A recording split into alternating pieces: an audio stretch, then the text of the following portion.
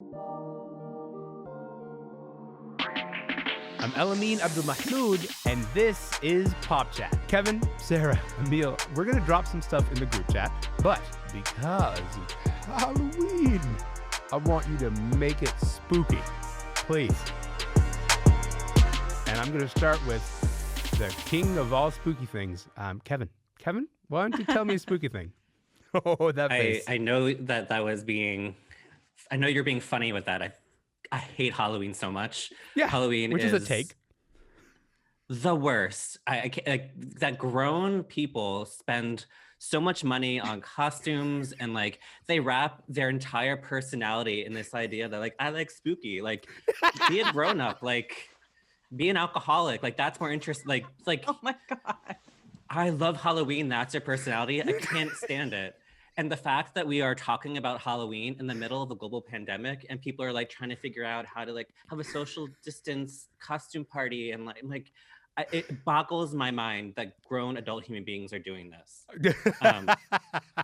I love that off my chest. Is that what you're dropping in the group chat? Just to screed against Halloween? I will recommend something spooky. The spookiest thing that exists on television, which is Nicole Kidman's wigs. She's in a great new show, her and her wigs. The Undoing on HBO with Hugh Grant. It's a very like 90s-esque sexy thriller, like the kinds that like, you know, Michael Douglas and Sharon Stone used to make, and that really don't exist anymore. And it's this cool HBO show. They're both very good in it. You know, the wigs are great in it. I recommend.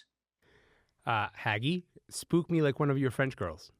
I don't know what that means. Oh my God. Okay, Elamine.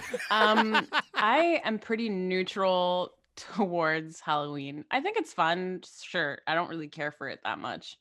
But I do like watching scary things, and I do like that there's like a time where you can do it, which is Halloween. Yeah. Prescribed but I will time say for spooky things. I mentioned this, but yeah, exactly. It's like dark, it's cold. I will say I mentioned this before. I've been rewatching Buffy the Vampire Slayer.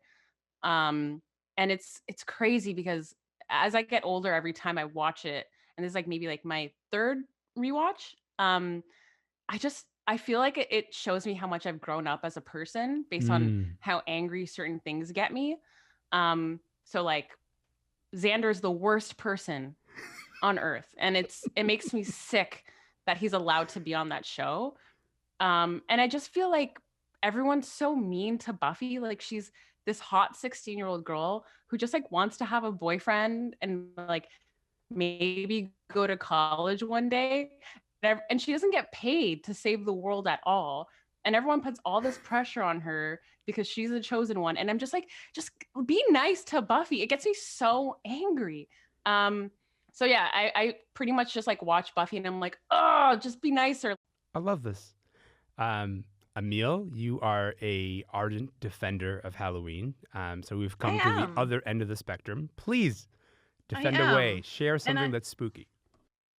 Yeah, well, first of all, let me just be vulnerable with you guys for a minute. Like, I love Halloween, and not, Kevin, not as like an opportunity for me to like wear a slutty nurse costume and have a costume party with adults. I agree that is weird and not a personality. But I have a almost 3-year-old son, and this is going to be his first ever real Halloween, because before we were in London and it's just not really the same thing. And so I've basically been waiting 3 years for this day. And I'm so upset that a global pandemic has robbed me of this opportunity to do Halloween right. But I love Halloween so much. And so my recommendation is a classic that just popped up on Amazon Prime, and it's Scream. And perfect come movie. on, guys, this is like perfect film. I remember renting this movie from Blockbuster as a teenager, being like sweating with anticipation, not knowing anything about it because there were no spoilers back then, because you had to watch it on VHS and then rewind it and return it. And there was no time to tell people what happened in between all of that stuff.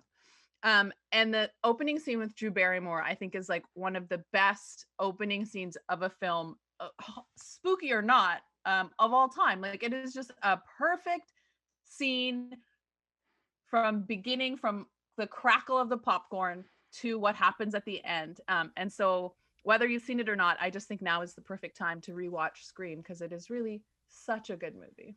I love this. Oh my God. I was terrified of Scream as a kid. I remember I was like, I don't know, like 8 or 9 when it came out. And I remember being so scared at school to go to the bathroom because I thought Scream, which is what I called the person in the costume, was going to kill me. And I like held in my pee all day because I thought Scream was going to kill me in the bathroom. I will, for my recommendation, I'm going to make you guys read. So there was this piece. I'm sorry. I apologize. Thanks for making that face, Sarah. You're like, ugh, words? Why? But there was a really good piece by Max Reed in Book Forum, and it's called "Social Media is a Death Drive," and that's sort of the spooky tie-in. That's the spookiest tie-in that there can be. Is that social media is a death drive, and it's really a piece about just like this urge that a lot of us, not all of us, but a lot of us feel to just sort of constantly be on social media, to share a thought and be like, I have literally zero idea why I just shared that. I don't know why that came out of me or why I thought it deserved an audience, but it did.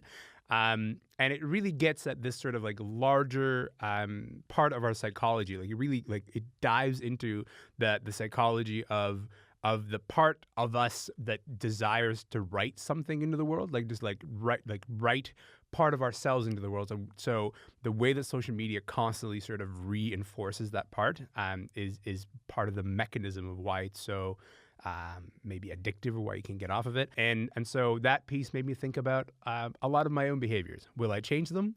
No. But I got a chance to think about them, and that's kind of nice. I don't know. That sounds really good, actually, Elamine. I will read that. Delightful. Yeah. I mean, I'm not on Twitter, so I'm better than you, but but not by yeah, choice. sounds choice. interesting. Stuff. Yeah, you've been kicked off Twitter, but sure, let's not mention that part. Thank you so much. And of course, subscribe so that you don't miss a single episode of the show. Thank you to the panelists, Sarah Haggie, Emil Niazi, Kevin Fallon. Thanks for joining us today.